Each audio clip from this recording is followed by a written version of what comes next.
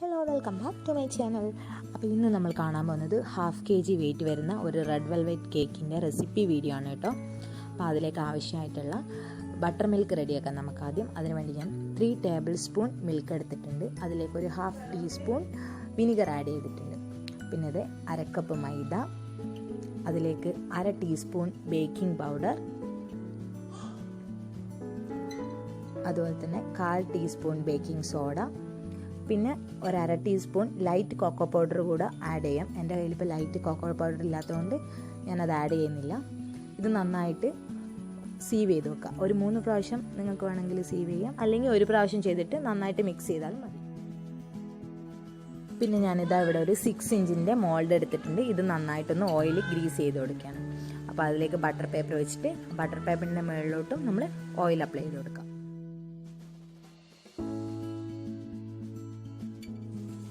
പിന്നെ ഇത് നമ്മുടെ ബട്ടർ മിൽക്ക് ഇവിടെ റെഡി ആയിട്ടുണ്ട്.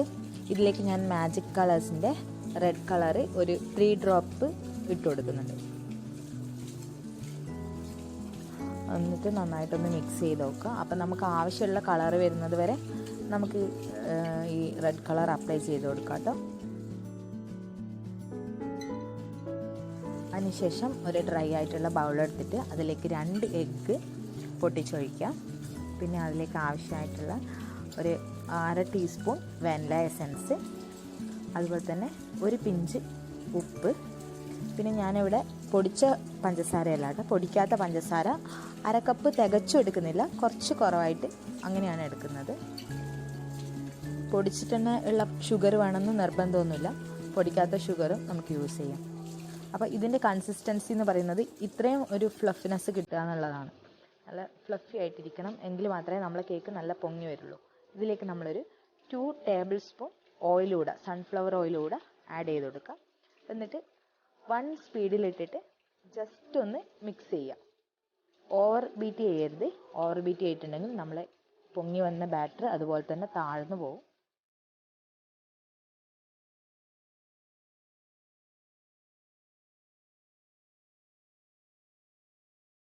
അപ്പം നമുക്ക് ഇനി ഇതിലോട്ട് നമ്മുടെ ഡ്രൈ ഇൻഗ്രീഡിയൻസ് ആഡ് ചെയ്ത് കൊടുക്കാം.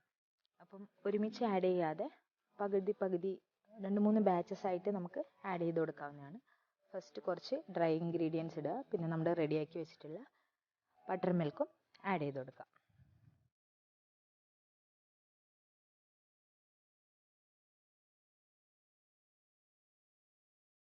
ഓവർ മിക്സ് ചെയ്യാതിരിക്കാൻ പ്രത്യേകം ശ്രദ്ധിക്കുക. ഓവർ മിക്സ് എന്ന് വെച്ചാൽ ഒരുപാട് തവണ നമ്മളിങ്ങനെ ഇളക്കിക്കൊണ്ടിരിക്കുകയാണെങ്കിൽ നമ്മളെ ബാറ്ററി താഴ്ന്നു പോകാനുള്ള ചാൻസ് ഉണ്ട്. അതുകൊണ്ട് ജസ്റ്റ് ഒന്ന് മിക്സ് ആവുന്നത് വരെ മാത്രം ഒരേ ഡയറക്ഷനിൽ ഫോൾഡ് ചെയ്തെടുക്കുക.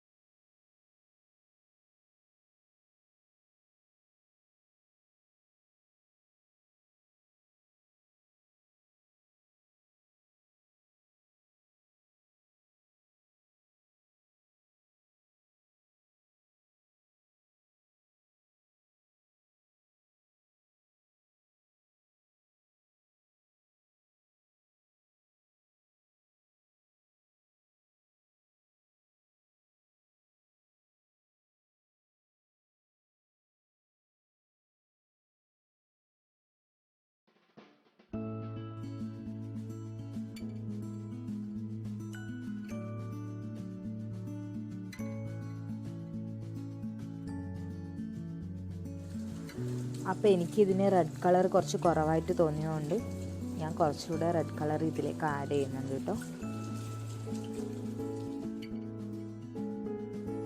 അപ്പോൾ ഇത് നമ്മുടെ ബാറ്റർ ഇവിടെ റെഡി ആയിട്ടുണ്ട്. ഇതിൻ്റെ കൺസിസ്റ്റൻസി എന്ന് പറഞ്ഞാൽ ഒരു റിബൺ കൺസിസ്റ്റൻസിയിലായിരിക്കണം. അതായത് നമ്മളിങ്ങനെ ഒഴിക്കുമ്പോൾ ഒരു റിബൺ പോലെ വീഴണം നമ്മുടെ ബാറ്റർ. അപ്പോൾ നമ്മളിത് ഓൾറെഡി ഗ്രീസ് ചെയ്ത് വെച്ചിട്ടുള്ള മോൾഡിലേക്ക് ഇത് ഒഴിച്ചു കൊടുക്കാം.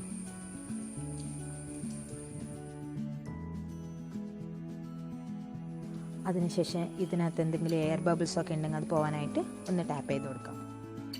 അപ്പം ഞാൻ ഇന്നിവിടെ ഓവനിലല്ല കേട്ടോ, ഓവൻ സെറ്റപ്പിലാണ് ബേക്ക് ചെയ്ത് കാണിച്ചു തരുന്നത്. അതിന് വേണ്ടിയിട്ട് ഒരു പാത്രത്തിൽ ഒരു റിങ് ഇറക്കി വെച്ചിട്ട് 10 മിനിറ്റ് പ്രീ ഹീറ്റ് ചെയ്തിട്ടുണ്ട്.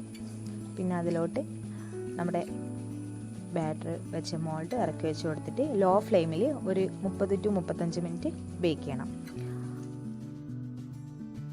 ഇനി ഓവനിലാണ് ബേക്ക് ചെയ്യുന്നതെങ്കിൽ 200 ഡിഗ്രി സെൽഷ്യസിൽ 10 മിനിറ്റ് പ്രീ ഹീറ്റ് ചെയ്ത ഒരു ഓവനിലേക്ക് 160 ഡിഗ്രി സെൽഷ്യസിൽ ഒരു 15 മിനിറ്റ് ബേക്ക് ചെയ്യാൻ വെക്കണം. അപ്പോൾ ഇപ്പോൾ ഇതാ ഒരു 35 മിനിറ്റ് ബേക്ക് ചെയ്യുമ്പോൾ തന്നെ നമ്മുടെ കേക്ക് റെഡിയായി വന്നിട്ടുണ്ട്. നിങ്ങൾക്ക് കാണാൻ പറ്റും നല്ല സോഫ്റ്റ് ആയിട്ടുള്ള കേക്കാണ് കിട്ടിയിട്ടുള്ളത്.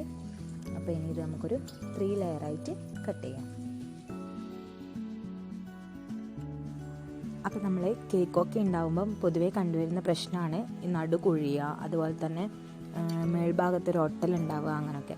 അതിനുള്ള പ്രധാന കാരണം എന്താ വെച്ചാൽ നമ്മൾ യൂസ് ചെയ്യുന്ന ഡ്രൈ ഇൻഗ്രീഡിയൻസിനെക്കാട്ടിലും അധികം നമ്മൾ വെറ്റ് ഇൻഗ്രീഡിയൻറ്റ് വരുന്നത് കൊണ്ടാണ് അങ്ങനത്തെ പ്രോബ്ലംസൊക്കെ ഉണ്ടാകുന്നത്. അപ്പോൾ നിങ്ങൾ കേക്ക് ഉണ്ടാക്കുമ്പോൾ അതൊക്കെ ഒന്ന് ശ്രദ്ധിക്കുക. പിന്നെ നിങ്ങൾ എൻ്റെ ചാനൽ ഇതുവരെ സബ്സ്ക്രൈബ് ചെയ്തിട്ടില്ലെങ്കിൽ പ്ലീസ് ഒന്ന് സബ്സ്ക്രൈബ് ചെയ്യുക. അപ്പോൾ ഇതിൻ്റെ ഡെക്കറേഷൻ വീഡിയോസായിട്ട് നമുക്ക് നാളെ വീണ്ടും കാണുന്നതായിരിക്കും. Thanks for watching.